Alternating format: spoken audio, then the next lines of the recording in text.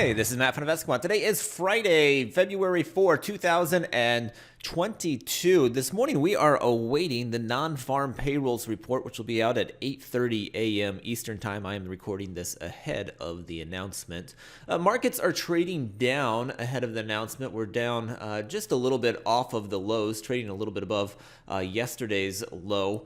But I have no idea where we're going to be opening. We need to await the news to see what the reaction is going to be. So because of that, we're not going to use an opening filter on today's Daily IQ. Instead, we're just going to look at what has happened historically on the day of non-farm payrolls when it is on the heels of a lower close. So yesterday was a lower close in the market.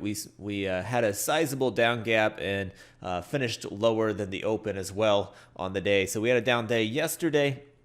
And I'm going to add that by going to the price patterns and saying that yesterday was a lower close from the active today section. So right over here, very top option, yesterday was a lower close.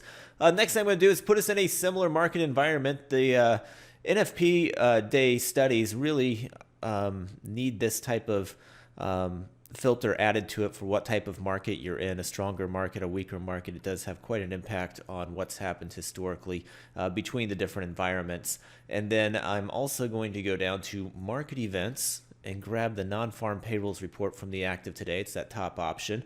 And that's everything that I need for this study. So let me go ahead and click view results.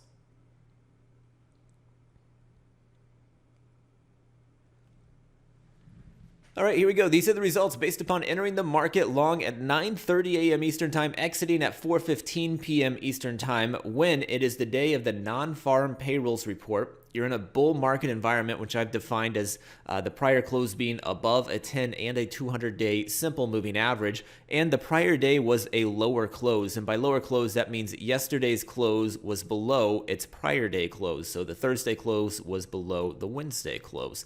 So all of that is true. I did not add an opening filter to this. You can do that when we get closer to the open. You know where we're going to be opening, so you can do that on your own. But looking at all of the data here, historically 30 samples for the S&P. We've got 24 for the NASDAQ, 31 for the Dow, 25 for the Russell. And if we look at win rates on them, 3 out of the 4 coming in at least mildly favored. S&P being the strongest of the group at 63% of these closing above the open. For the NASDAQ, it's 58%. For the Dow, 55%, and the Russell's the weakest of the group, sitting at 48%. If we look at the average moves, the average win is larger than the average loss for the S&P. That is also the case for the NASDAQ.